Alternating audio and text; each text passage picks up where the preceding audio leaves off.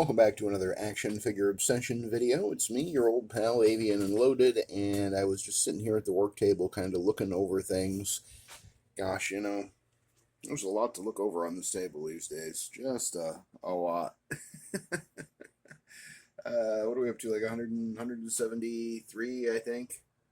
Maybe more now, actually, now that I think about it, because I don't know if I added movie Captain America here and Angela to the list yet of recently added to the work table figures. But was just plucking some guys out of the crowd, or some figures out of the crowd, I guess I should say. Apologies for that, Angela. And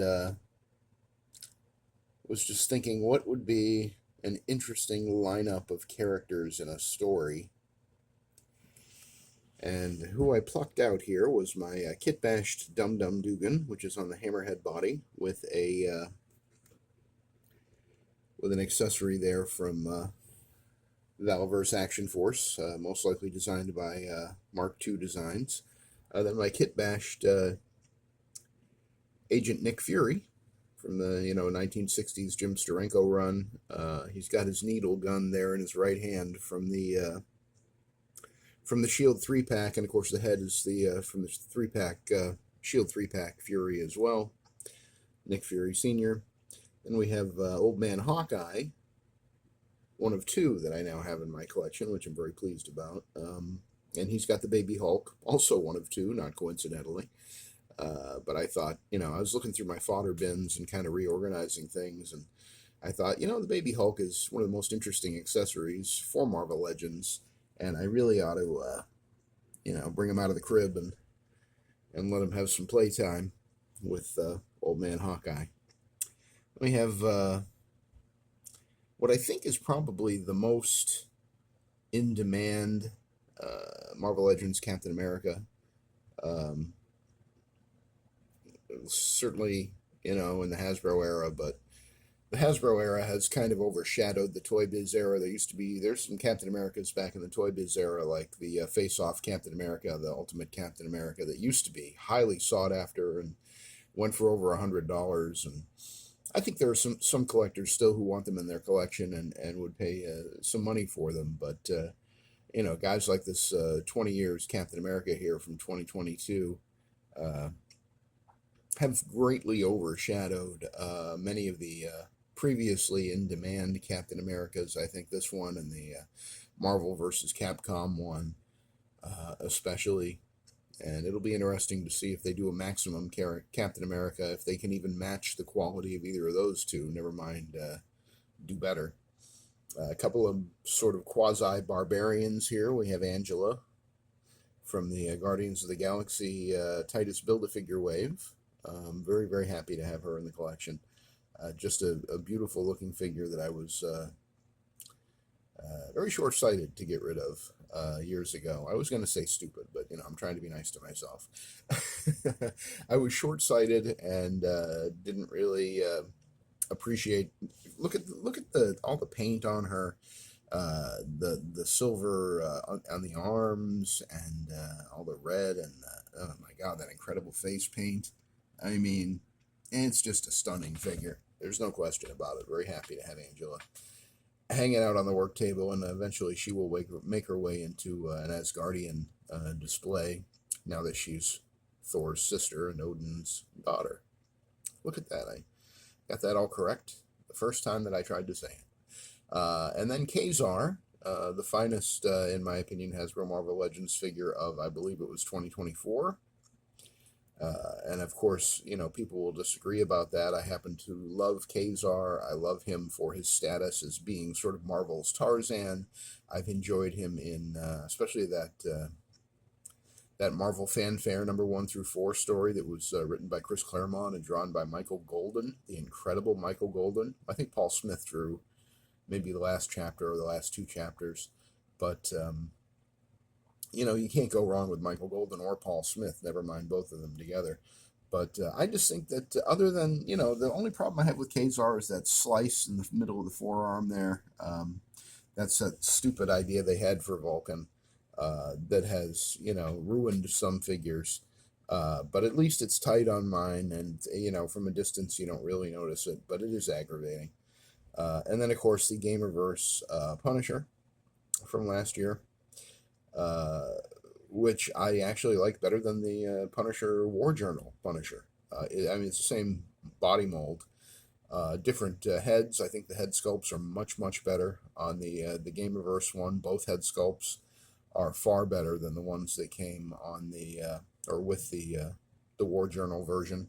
Um, I mean, yes, ideally I would like this guy in black rather than blue. I mean, eventually, of course, they'll give that to us probably after I'm long dead.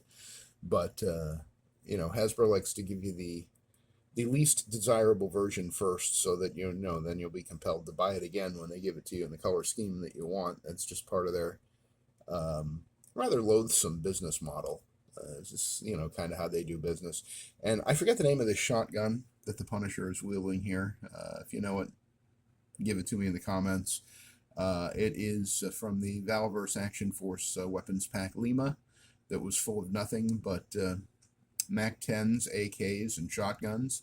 And I'm not a big shotgun fan, but I am a big MAC 10 and AK fan for action figures. I think that they convey a lot of storytelling and tell you a lot about the personality of the character wielding them, as does this shotgun in the hands of the Punisher. And that's something we haven't really talked about, but Dum Dum Dugan is a super spy and an agent of S.H.I.E.L.D. And here in his, civilian suit, his pinstripe suit that he borrowed from Hammerhead, his accessory there that he's wielding is a fairly normal pistol, but he's got the suppressor on it to keep things quiet, and he's got the extended magazine that tells you that he's got a lot of work to do and he wants to do it quietly. There's a story to be told with almost any accessory, really.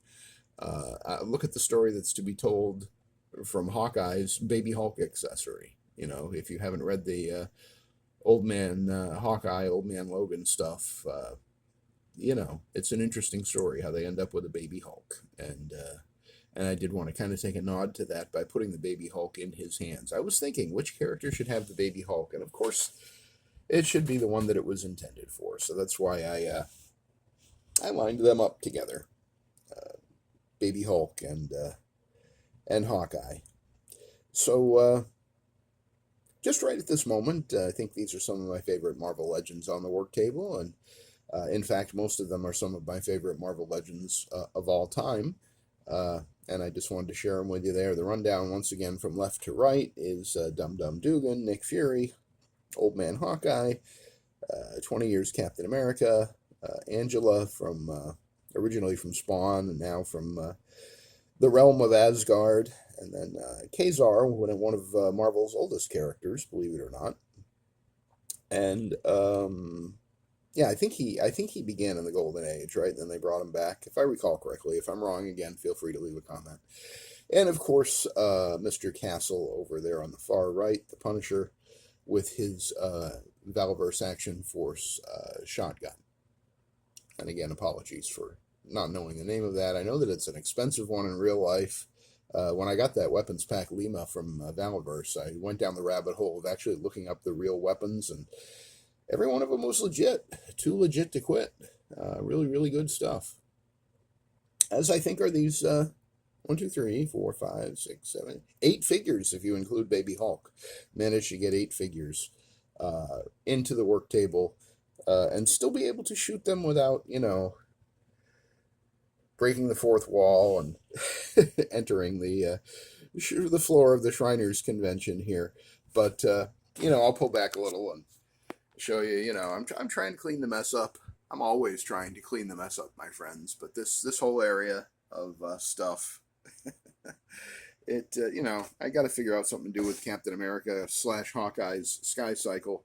I did have a Captain America on it, but then I was worried about the Captain America getting permanently warped from being on it. So I took him off. And then I got Angela's. I got to file away Angela's little axe thingies here. I really don't like these. I don't like how they look when she's handling them or holding on to them.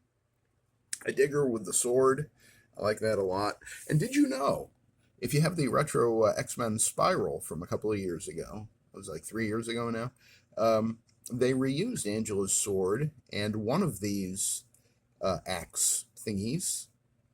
I don't even know. Is it supposed to go this way? I assume it is. Hey, I never noticed it kind of looks like the head of the alien from the, yeah, like the H.R. Giger alien design. Kind of looks like, oh, he's looking at you. Yeah, be careful if he sticks his tongue out. But anyway, I think they go this way. The slight curve to the handle kind of suggests to me that that's the way it's meant to go. If I ever get into a fight with a little 6-inch guy and I need a weapon, I gotta make sure that I know how this works, right? But anyway, I got two of them there that I really, because Angela's a relatively expensive figure, and I'm, might stupidly decide to sell her in the future. When you have an action figure obsession, you always have to be prepared for any uh, eventuality. So I do hang on to even accessories that I don't like for characters that I love, or at least figures that I love. I don't really love Angela as a character, although I've been thinking about going back and reading some of her stuff. Um, probably the Neil Gaiman and McFarlane stuff, as much as I really am not a fan of either one of those gentlemen at this point in time. Just knowing what we know. Yeah. Well, I think it's time to get some caffeine in me, so I'm going to wrap this up. I appreciate you stopping by for this sort of meandering, ruminating action figure obsession here on the Avian and Loaded channel. Thank you for stopping by. If you like the video, please give it a thumbs up. If you want to leave a comment down below, correct me on anything that I have misspoken about, or let me know what are some of your favorite Marvel Legends that you keep handy, that you keep close by in case you decide you want to fiddle with them or kit bash them, or have some fun with them. I mean, these are all good ones to experiment with. I mean, Hawkeye, Kazar over there on the far right next to the Punisher. He's got the axe from that Walmart exclusive Doctor Strange. I think he looks better with the battle axe than he does with the spear. But the other Kazar that I have in my X-Men display, he has the spear, because I did get two of those.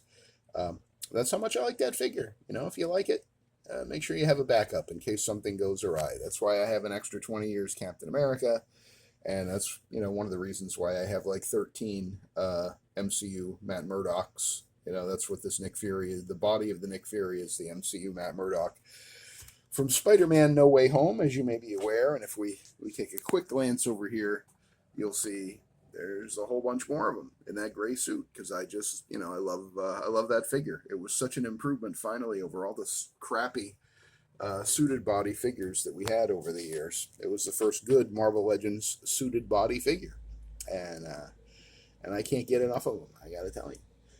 Is there anything else I needed to ask you to do? Oh yeah, if you like this video for some crazy reason, if you were really bored and somehow I managed to keep you company, or you just like looking at toys, subscribe to the channel. You might consider subscribing, and if you do, hit the notification bell, and that way you'll be updated anytime I upload a new action figure obsession video here on the Avian and Loaded channel. Thanks again for stopping by and spending a few minutes with me today, and I will see you on the next one.